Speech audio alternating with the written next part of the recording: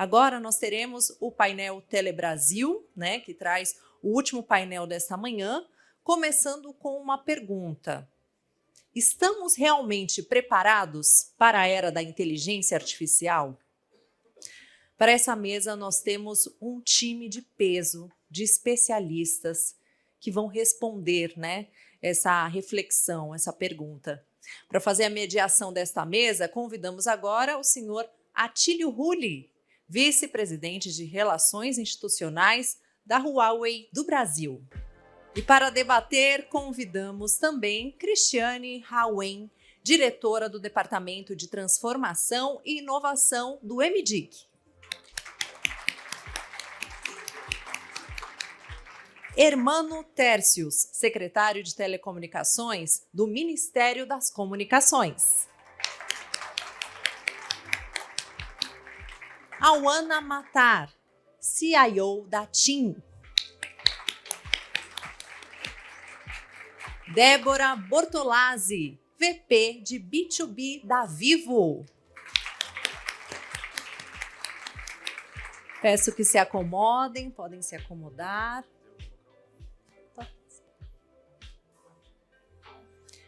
Inclusive, uma das autoridades responsáveis por nos ajudar a responder essa pergunta é a deputada Luísa Canziani, presidente da Comissão Especial de Inteligência Artificial da Câmara dos Deputados. Deputada, convidamos que venha ao palco para suas palavras, por gentileza.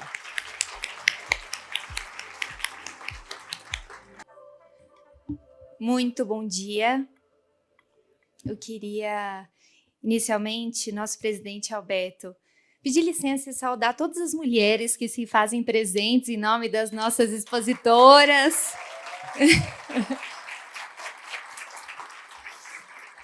Fazer uma saudação muito especial a todas as mulheres, agradecer ao nosso presidente Alberto, a Atílio, enfim, uma honra, um privilégio muito grande estar ao lado de cada um de vocês nesse evento tão importante. E, na minha percepção, para a gente trazer as reflexões acerca do debate da inteligência artificial no Brasil, eu gostaria de trazer outras 3 inteligências, Atílio. Quais sejam? Primeira delas, inteligência institucional. Segunda, Júlio, infraestrutura inteligente. E a terceira, inteligência humana. E eu começo com a inteligência institucional, porque para a gente garantir um ambiente no Brasil inovador, de desenvolvimento da tecnologia, necessariamente nós precisamos de segurança jurídica. Não só a segurança jurídica na concepção das leis, mas, sobretudo, na fiscalização e na implementação dessas leis. Então, eu começo falando de segurança jurídica, porque nós estamos na Câmara dos Deputados nesse desafio de discutirmos uma legislação capaz de enfrentar os nossos desafios enquanto nação acerca da inteligência artificial. De que forma, é claro, garantimos que o Brasil seja um país inovador, mas, ao mesmo tempo, protegemos a integridade física e moral de todos os brasileiros. E nós temos um desafio grande, porque, a depender da legislação, o custo de conformidade será muito elevado e matará o desenvolvimento da tecnologia, principalmente dos pequenos e médios, nas nossas universidades, nas nossas aceleradoras. Então, eu começo trazendo a vocês a reflexão e o desafio de garantirmos, sobretudo, inteligência institucional. A segunda inteligência, que tem tudo a ver com vocês, infraestrutura inteligente. Mais do que isso, a gente precisa garantir infraestrutura e, mais do que nunca, a gente precisa garantir infraestrutura inteligente. Nós temos 12 milhões de lares brasileiros sem acesso à internet. Nós temos mais da metade da população brasileira com uma conectividade baixa. E nós temos, obviamente, que levantar esse tema, garantindo não só elementos físicos, mas também tecnológicos, torres de transmissão, satélites, cabos de fibra óptica e redes de conexão estáveis e abrangentes, garantindo também a descentralização dos nossos data centers, garantindo a descentralização dos nossos cabos submarinos e tantos outros desafios que nós temos em termos de infraestrutura, e nós reconhecemos, inclusive, o trabalho, o esforço que cada um tem feito em sua respectiva empresa, em sua respectiva área, mas mais do que nunca nós precisamos garantir e fazer um grande pacto pela infraestrutura em nosso país. E a terceira e última provocação que eu gostaria de trazer a vocês é a inteligência humana. Porque mais do que nunca nós teremos que dar conta desse desafio de preparar as futuras gerações que as máquinas e que os robôs não conseguem dar conta. Formar as novas gerações através do letramento digital. Nós tínhamos 2 grandes desafios na educação brasileira. O primeiro deles, o direito ao aprendizado, que as nossas crianças e jovens não só estivessem na escola, mas efetivamente aprendessem. E tínhamos também o desafio da desigualdade educacional entre diferentes estados, entre diferentes regiões, condições socioeconômicas diversas e diferenciadas em nosso país. E nós temos, obviamente, que alcançar esses 2 desafios, esses 2 problemas que são, inclusive, do século passado, mas também preparar os nossos jovens e as futuras gerações para esse mundo dinâmico e para esse mundo inovador. Então, na minha percepção, mais do que nunca, nós temos que falar de inteligência artificial lado a lado a questão educacional, a questão do letramento digital. Nesse sentido, eu agradeço muito a gentileza, o convite. Deixo a nossa comissão especial lá na Câmara dos Deputados de portas escancaradas para vocês. Inclusive, tivemos a participação de muitos nos debates, nas nossas audiências públicas, e certamente, ao lado de vocês, haveremos de construir um grande marco que vai garantir soberania, que vai garantir que o nosso país seja um país mais justo, mais inclusivo e um país que, sobretudo, não deixa ninguém para trás. Muito obrigada.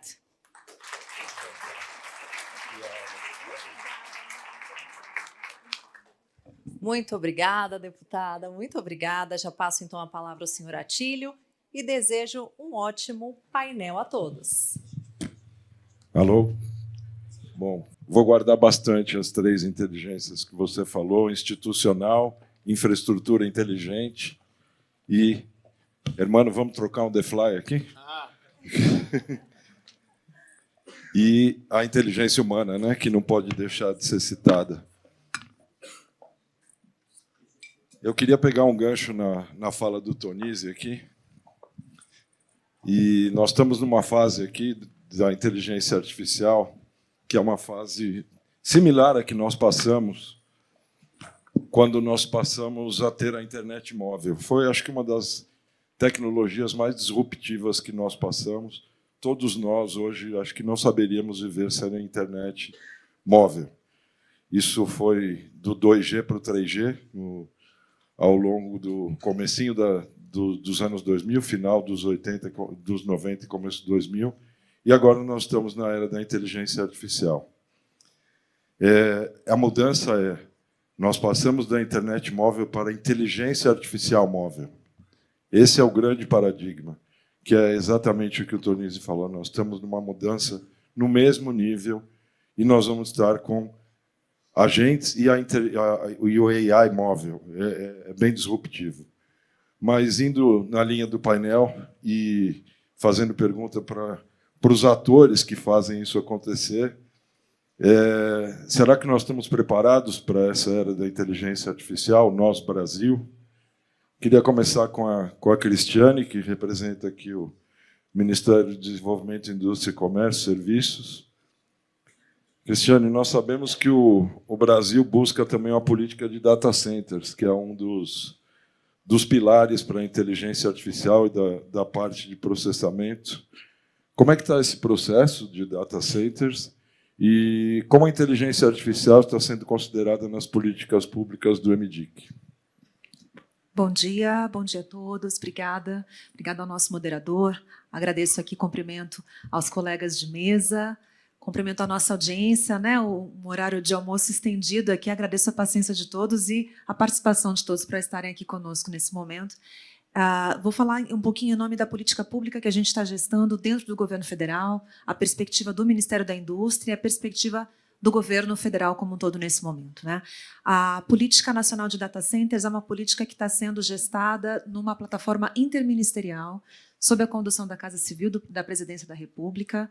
É uma grande oportunidade que o Brasil tem de conseguir estabelecer primariamente uma base de produção e processamento de dados que vai dar a infraestrutura básica, então, para tudo que a gente está aqui mencionando, que vai desde a capacidade de trazer uma atração grande para encomendar e fomentar o adensamento de uma cadeia de produtos e de processos e serviços produzidos nacionalmente. Então, eu estou falando aqui de uma cadeia a montante, né, em que a gente pode dinamizar a oferta de produtos e serviços nato brasileiros e nato digitais. Então, é algo que é muito importante e muito caro para a política da Nova Indústria Brasil, né? Assim, a gente conseguir ter demandantes para produtos das tecnologias de informação e comunicação, a gente não consegue trazer a escala necessária para que os players nacionais consigam produzir desde equipamentos básicos para tecnologias de informação e comunicação, como serviços que vão dar, então, vazão ao estabelecimento desses data centers. Então, é uma política que se presta a também mobilizar e dar escala para toda uma etapa da indústria e de prestação de serviços para as cadeias para trás. Então, é a base da nossa Nova Indústria Brasil, pensar o adensamento das cadeias produtivas brasileiras. Então, trazer grandes players, né, atrair grandes players para se estabelecerem no Brasil é fundamental. E aí a gente está falando, então, do centro de uma cadeia da infraestrutura da economia digital, onde estão estabelecidas as grandes bases de processamento de dados e de informações. Esse centro, né, que a gente está chamando de Política Nacional de Data Centers, mas se presta muito mais do que isso, porque, na verdade, a capacidade de processar dados e gerar informações que vão dinamizar toda uma cadeia na sequência disso, então, novas plataformas, novos entrantes, novos processos, novas startups, novos serviços, né? Tudo isso vai ser dinamizado tendo como base, então, um pilar que é a atração da capacidade de processamento. Essa é a principal ideia da Política Nacional de Data Center. E como é que essa atração ela ocorrerá? Acho que é isso que a política mais se baseia, né? A atração ela meio que é inerte no contexto brasileiro. Os senhores sabem que a gente tem aí uma capacidade de geração de energia elétrica e de base de água, né, recursos hídricos, que na verdade são o motor dos data centers de grande capacidade de processamento, que é inigualável em qualquer parte do contexto mundial. Então, a gente tem energia abundante, barata e limpa, né, sustentável. Isso já por si só já traz uma atração na intenção de investimentos em data center no contexto brasileiro. Mas a gente tem um pequeno percalço dentro desse processo, que são, na verdade, aquilo que a gente estava mencionando, que é os produtos a serem incorporados dentro desses data centers, que relativamente, comparativamente a outros países do mundo, são 40% a 70% mais caros. Então, a política ela vai se prestar a atrair data centers de forma a compensar os custos de equipamentos de processamento de informação.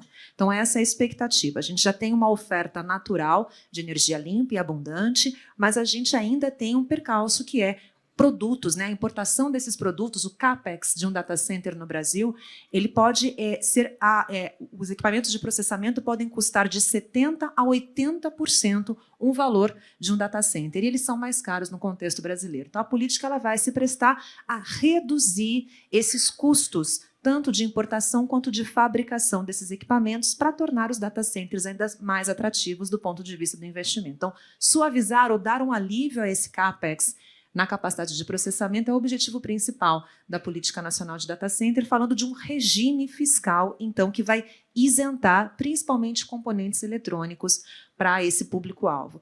É um regime que está sendo, então, gestado, como a gente mencionou, em parceria com o próprio Ministério das Comunicações, né, que acabou de lançar uma tomada de subsídios relativamente ao eixo da conectividade, e complementarmente a todas as ações que estão sendo feitas, Ministério da Ciência e Tecnologia, Ministério da Fazenda, a Casa Civil orquestrando tudo, a expectativa é que o regime saia muito em breve. Eu não tenho informações precisas para traçar uma data aqui, mas é importante que... Eu ia emendar essa pergunta, Cristiana.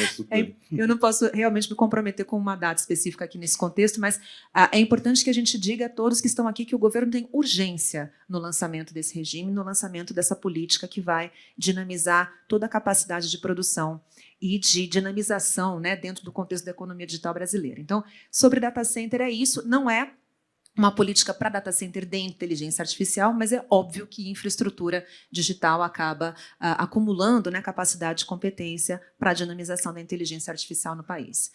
Não sei se quer que eu fale um pouquinho sobre IA, a gente passa para a próxima, eu volto depois. Vou fazer na Beleza. segunda rodada, você fala um pouquinho Obrigada. sobre IA, Cristiane. Muito obrigado. Passar para a Débora. Débora, bom dia. Onde estão os principais pontos de atenção na visão da Vivo em relação às nossas carências e necessidades de evolução rumo a uma sociedade que a inteligência artificial parece ser a tecnologia dominante? E quais os desafios das empresas nesse cenário? Bom dia a todos aqui no painel. Acho que é importante reforçar o quanto que a infraestrutura de telecomunicações, né, é tão fundamental para tudo que a gente está falando aqui, de adoção de soluções de inteligência artificial, a necessidade das empresas, né, estarem se preparando para esse momento. E a gente fala assim, em trabalhar na digitalização, né, dessas empresas, o setor, e nós na Vivo investimos muito nisso, criamos, né, e fomos muito além do que a gente fala aqui de infraestrutura e conectividade. Criamos um posicionamento e uma plataforma robusta que passa, sim, pelo 5G como habilitador, pela fibra, pela infraestrutura, mas por soluções também de dados, soluções de gestão de infraestrutura de rede, de transformação, gestão de IA através de sensoriamento de soluções. De manhã a gente falou aqui do projeto da Sabesp, então, quando a gente olha o desafio das cidades inteligentes, isso passa, sim, por infraestrutura, mas passa por possibilidade de captura desses dados, de tratativa desses dados, de device disponível para a gente fazer isso. E toda a indústria passa também por uma necessidade de desenvolvimento, de incentivos adequados e de políticas adequadas para a gente conseguir acelerar a adoção dessa tecnologia. Então, a gente fala que a infraestrutura, né, obviamente, é fundamental para essa adoção, políticas públicas de incentivo para acelerar esse contexto de inovação, segurança jurídica, a democratização do uso da tecnologia, foi falado pela manhã aqui, né, do quanto que hoje, com a tecnologia 5G disponível, os devices ainda são caros e a gente não consegue democratizar o uso, então, de todas as plataformas digitais disponíveis, e também a qualificação das pessoas, né? A deputada falava do letramento, e isso é muito fundamental. Hoje, o Brasil é um dos países mais conectados, mais online, com a população mais online do mundo, e a gente ainda tem desafios de letramento digital, não só para o uso das diversas aplicações, mas também para a criação de capacidade no nosso país, capacidade produtiva, ou seja, pessoas que saibam trabalhar com o uso de dados, com o processamento dessa informação, o contexto de cibersegurança associado a tudo isso. Então, esses são desafios importantes que nós, como setor, temos a responsabilidade de investir. A Fundação Telefônica faz isso, a gente segue investindo aqui na formação, né, de um conteúdo matemático, de visão computacional, porque a gente entende que isso ainda são barreiras importantes para seguir acelerando a adoção digital do nosso país. Obrigado, Débora. Passando para a Ana. Bom dia, Ana. Como as operadoras de telecomunicações, especificamente a TIM, estão se preparando para essa nova realidade trazida pela inteligência artificial? E até que ponto veremos uma revolução ou uma evolução dos modelos e estratégias atuais? Boa tarde, pessoal. Prazer estar aqui na mesa. Obrigado pelo convite. Alberto comentou rapidamente hoje de manhã, a gente vem dentro da nossa trajetória na TIM investindo nesse tema há alguns anos, né?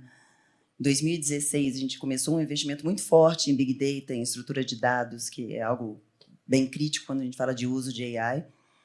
Né? Começamos a criar alguns produtos de dados ali, enfim, em parcerias com as Olimpíadas, a Prefeitura do Rio, e fomos nessa jornada de evolução, investindo em nuvem, fazendo uma jornada de investimento muito forte na jornada para a cloud, para conseguir um processamento e trabalhar num ecossistema de parceiros que nos permitia escalar, e aí, obviamente, alavancados pelo 5G.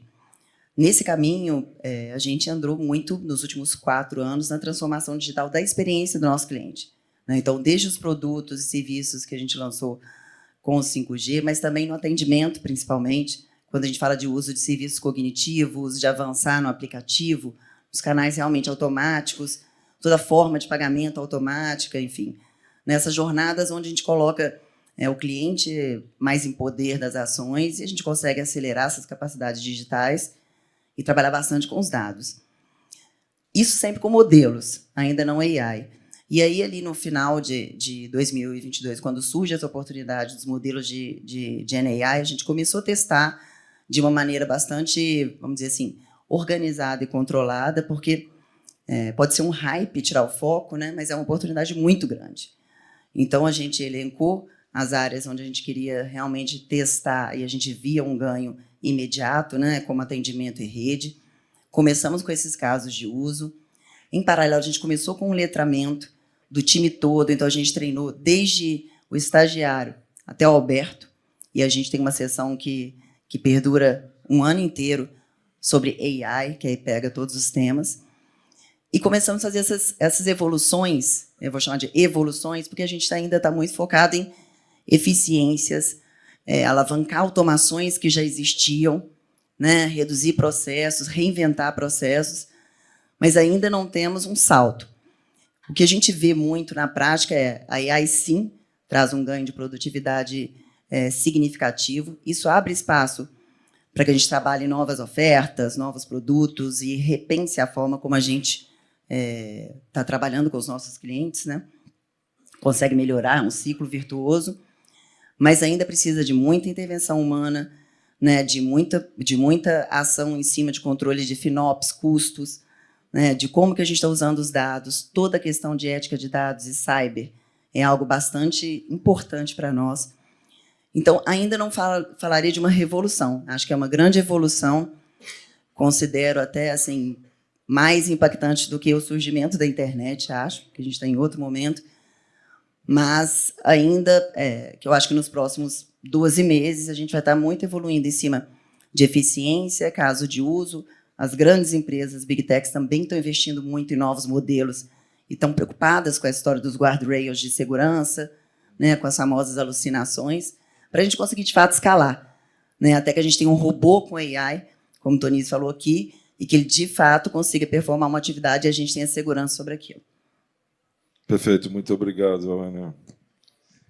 Hermano, boa tarde, né? Não é bom dia.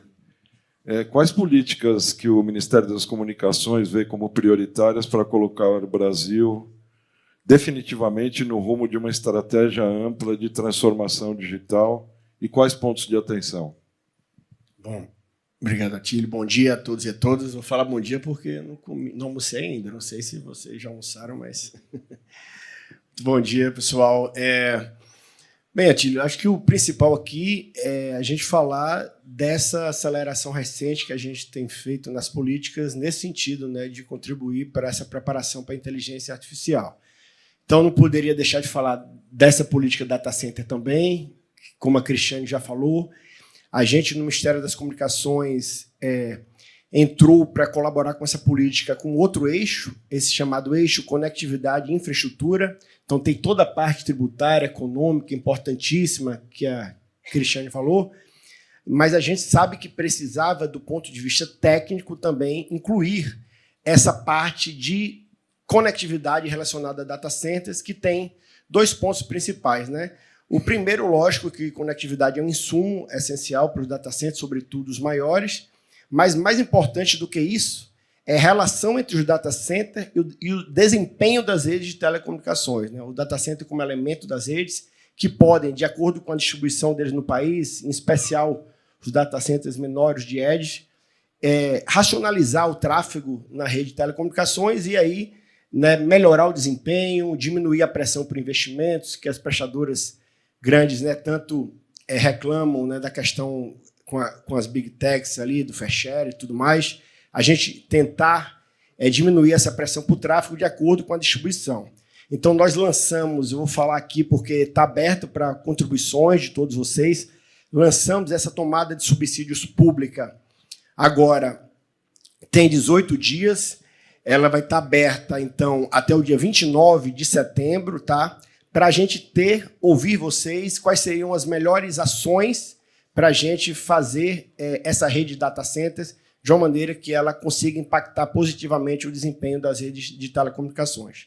Outra política também não poderia deixar de falar é a Política Nacional de Cabos Submarinos. Essa infraestrutura também é essencial para o Brasil. Então, nós lançamos também uma tomada de subsídios que finalizou agora no dia 11 de agosto, tá? Tem 20 dias que ela finalizou, e a gente recebeu 29 contribuições, né, do mercado, setor produtivo, governos, contribuições bem significativas, para que a gente possa também pegar que essa infraestrutura de cabo submarino tão importante chegue mais ao Brasil e se distribua no país de uma forma melhor, como a própria deputada Luísa Casiani falou aqui, né? Então, para vocês terem uma ideia, o Brasil hoje, como vocês sabem, só tem cabo submarino em 2 regiões do país, em pouquíssimas cidades, né? Só temos no Sudeste e no Nordeste, ainda assim, Nordeste concentrado ali em Fortaleza, uma pequena quantidade em Salvador, Sudeste ali, Rio e Santos.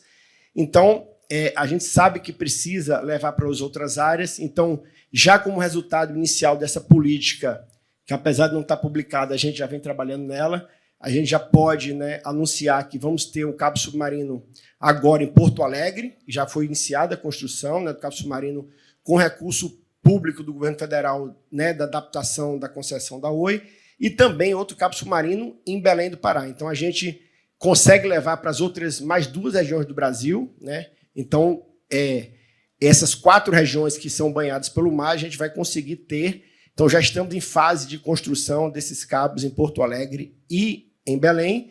E lá em Belém vai ter um segundo cabo também, que a gente intermediou aí, junto com uma empresa europeia também, que vem um cabo que vai para os Estados Unidos e outro da Europa, que já está contratado. A gente conseguiu aí com a União Europeia, inclusive, bancar parte desse projeto, importante para o país. O Ministério das Comunicações fez um ofício respondendo que era uma infraestrutura importante para a comunidade europeia fazer esse investimento. Então, a gente vai ter já 2 cabos lá para Belém. Esse cabo também vem da Europa, o governo do Estado do Maranhão, né, com recurso lá do Maranhão, mas a gente também intermediando com o BID, o Banco Interamericano de Desenvolvimento, também com financiamentos, para levar também o cabo para o Maranhão. Então, nós já estamos com a previsão de ampliar bastante essa infraestrutura no Brasil. Sabemos que tem outras cidades com demanda grande, Recife tem uma demanda grande, porque já está com o data center contratado para lá e está precisando do cabo, está ali em cima da gente, mas a ideia é que essa política possa fomentar e bom deixar claro, né, por meio de incentivos e não de restrições, fomentar que a gente consiga, né, espalhar mais tanto os cabos submarinos quanto os data centers no território do nosso país e deixar a gente preparado. Então, basicamente, Atila, assim, essas 2 políticas principais, eu nas outras vou falar melhor, mas só vou citar aqui. A gente tem também essa política nacional de conectividade em rodovias, tá? Que a gente lançou em consulta pública também agora no mês de agosto, e outro muito importante, que é o Plano Nacional de Inclusão Digital. Eu vou detalhar depois melhor, na próxima pergunta que a gente combinou, mas essas 4 políticas foram uma acelerada assim, grande que a gente teve nos últimos meses. Na verdade, do dia 14 de agosto para o dia 15 de setembro, então, um mês, 32 dias aí exatos, a gente lançou 6 portarias. Então, a de conectividade de rodovias, a portaria do leilão de 700 MHz, né, as diretrizes para a Anatel fazer o leilão, 2 portarias do Plano Nacional de Inclusão Digital. Inclusive, ontem, né, foi ontem, dia 1º de setembro, segundo, a gente instaurou, de fato, a primeira reunião do Plano Nacional de Inclusão Digital, que é um plano que promete congregar todas as iniciativas de inclusão digital aí para os próximos 10 anos. Como eu falei, eu explico melhor depois, mas, assim, então, nesses 31 dias, a gente conseguiu aí 6 portarias e 5 políticas importantes, né, para acelerar aí essa preparação para a inteligência artificial no Brasil. Obrigado, irmão. Vou fazer uma segunda rodada agora com vocês. Nós temos aproximadamente 5 minutos para cada um fazer suas respostas e, eventualmente, considerações finais. E aí o Samuel vai autorizar a liberação para o almoço. É isso, Samuel? Cristiane, quais são as prioridades do governo hoje quando falamos de uma preparação das políticas públicas para o processo de transformação digital e da inteligência artificial, e linkando também com vocês coordenando uma das câmeras técnicas do CIT Digital? É um pouco complexa, mas você dá conta nesse período. Obrigada, Tílio. Eu acho que eu vou começar, então, pela CETED, porque a Câmara Técnica da Economia Digital ela já traça todas essas prioridades e coloca dentro de um grande guarda-chuva as principais iniciativas que vão ser conduzidas e já estão sendo conduzidas, né, pelo Brasil e devem ser priorizadas para os próximos anos. Para quem não sabe, a gente tem a CETED, ela está no âmbito da Comissão Interministerial da Transformação Digital, né, na verdade é o Conselho Interministerial da Transformação Digital, que é o CIT Digital, que foi criado originalmente na primeira edição da Estratégia Brasileira para a Transformação Digital em 2018.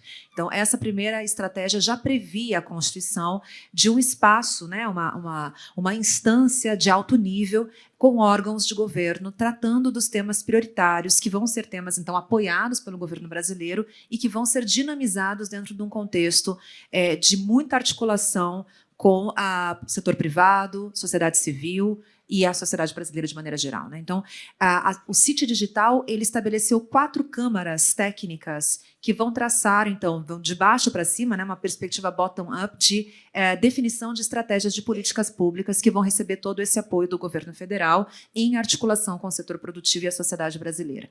As 4 câmaras, então, uma delas é a de Economia Digital, que está hoje sob a coordenação do Ministério da Indústria. A segunda câmara é de Cidadania e Democracia.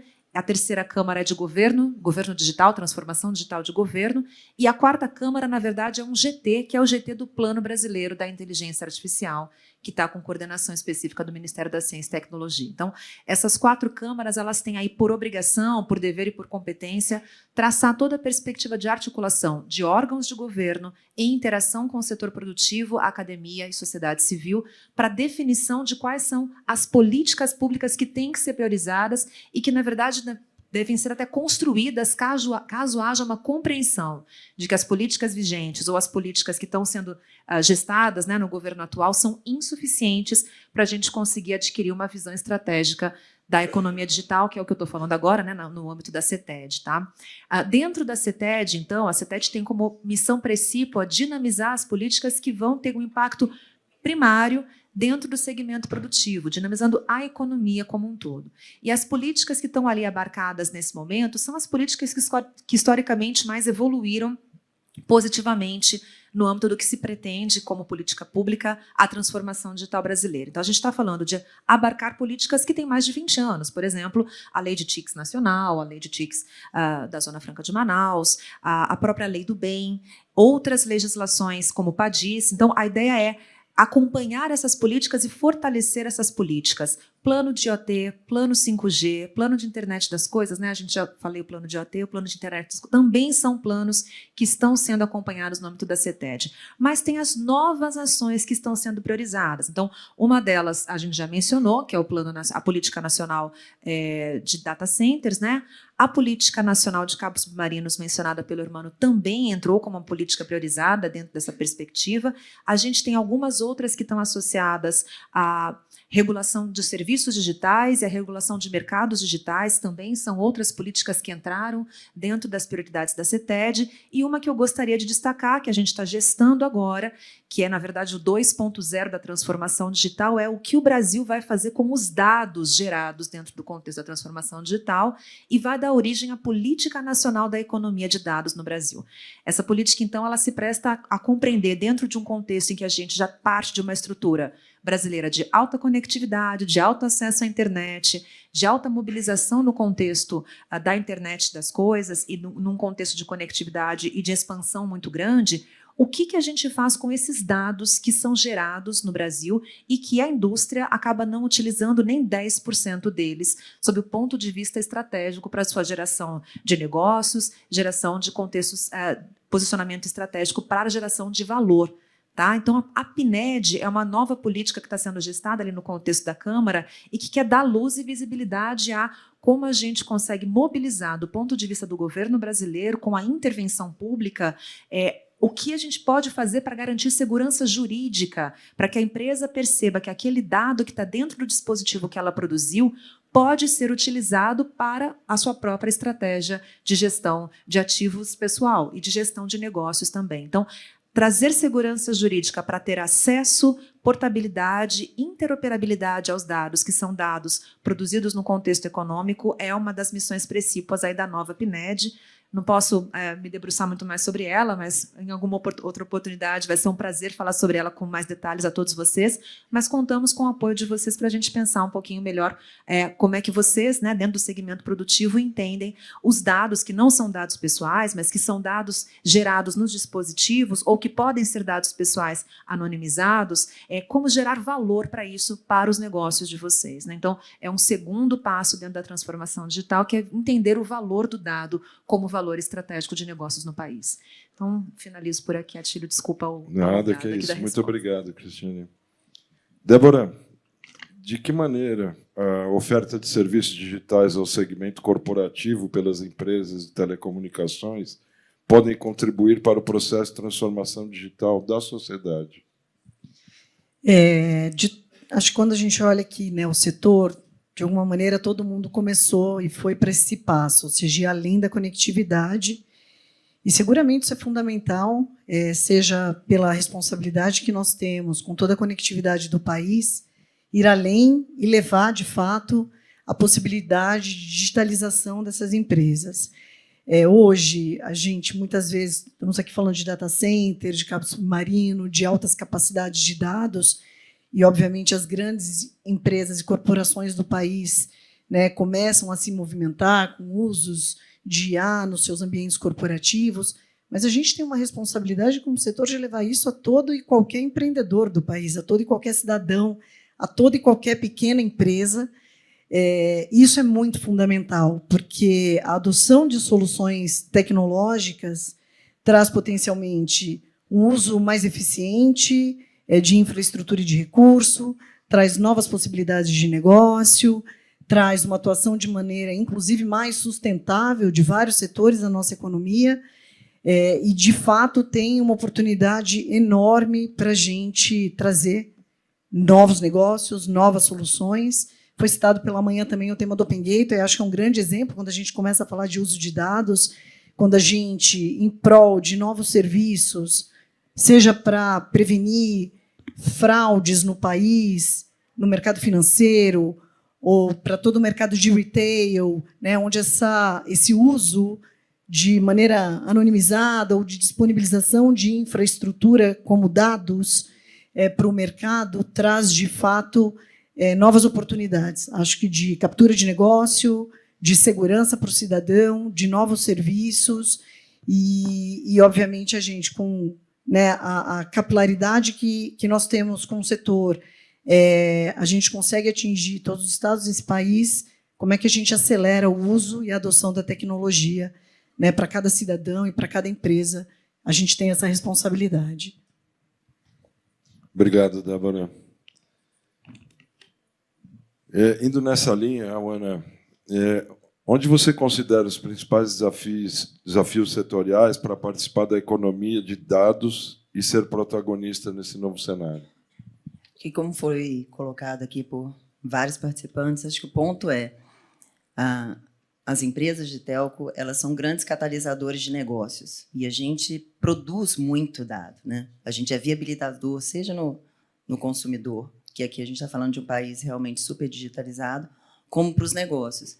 Então, aqui o desafio no setor agora é conseguir fazer esses negócios acontecerem dentro do contexto total da economia, porque a gente tem um CAPEX super intensivo, investimento dentro da telco, os novos negócios requerem investimento, então a gente ser o catalisador nesse ecossistema requer uma atuação não só no nosso contexto de telco, mas nas outras indústrias. Então, acho que aqui o grande desafio é conseguir viabilizar mesmo, através, talvez, da força do setor, esses novos negócios. Perfeito. Excelente, Ana. Hermano, indo na linha que você comentou no início, como coordenar esses esforços públicos e privados, considerando os desafios de implementar políticas públicas, e você citou várias que o Ministério das Comunicações tem planos e outras publicações, com as atuais restrições e dificuldades de orçamento e desoneração e uma grande fragmentação de agendas nos diferentes níveis do executivo e legislativo. Bem, Atílio, primeiro, assim, não temos uma resposta total para essa pergunta, até porque senão a gente não estaria fazendo essas tomadas de subsídio, né, para ouvir as sugestões e ideias do setor, da sociedade. Como eu falei, está aberto ainda a tomar subsídios, mas temos algumas ideias, né? Eu acho que é o que falar um pouco disso. De fato, a fragmentação no governo é grande.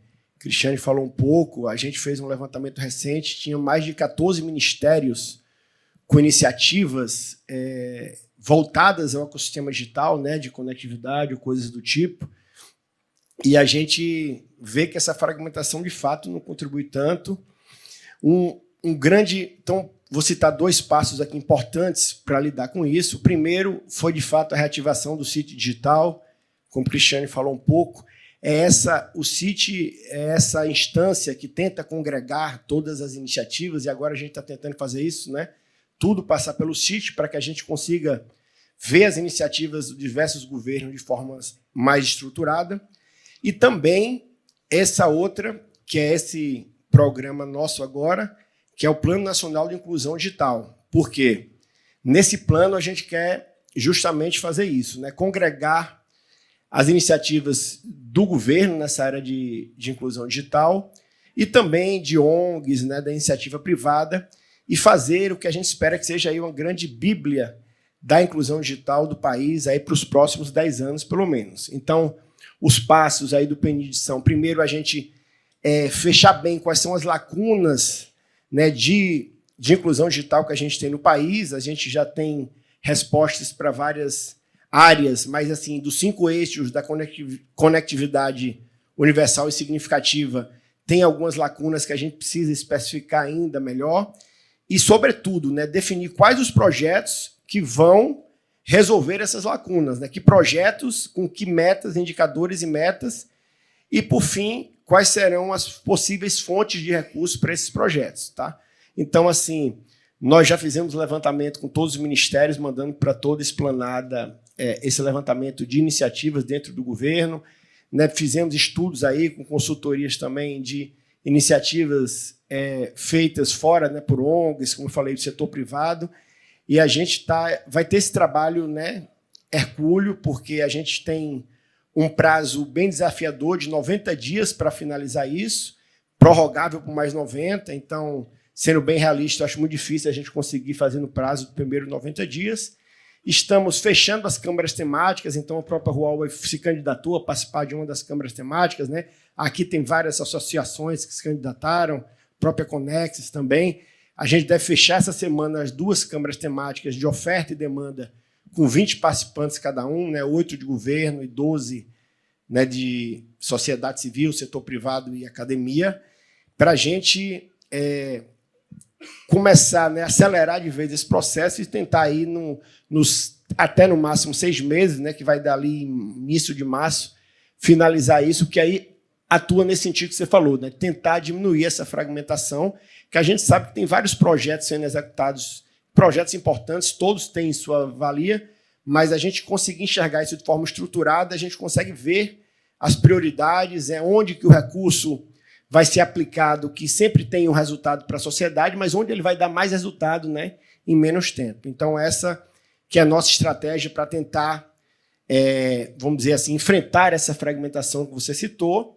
E do lado da falta de recursos, a gente sempre tem que pontuar, dos parlamentares aqui que ainda presentes, a necessidade premente de aprovar os PLs que vedam o contingenciamento tanto do FUST quanto do FUNTEL, são essenciais. Então, não canso de dizer que a gente tem o FNDCT, que é um fundo que tem o mesmo objetivo do FUNTEL, só que o FUNTEL é específico para telecomunicações, fundo mais de 20 vezes maior que o FUNTEL, 25, 30 vezes, e que já foi aprovado a vedação do contingenciamento do FNDCT. Então, não tem sentido a gente ter hoje esse contingenciamento do Funtel. Então, acho que é um assunto premente para a gente conseguir ainda esse ano, mais tardar início do ano que vem, aprovar essa vedação do contingenciamento para que a gente tenha um mínimo de recursos também para lidar. Porque, no fundo, as políticas, claro que a gente tenta uma parte da política não depender de recursos, né, criar outros incentivos, mas é muito difícil, né? Sem recursos, no fundo, tudo acaba voltando para algum tipo de incentivo, né, para você não levar para aquela área, a política, para aquela área onde já tem hoje, que tem vantagens econômicas, levar para outra, tem que ter algum incentivo também econômico.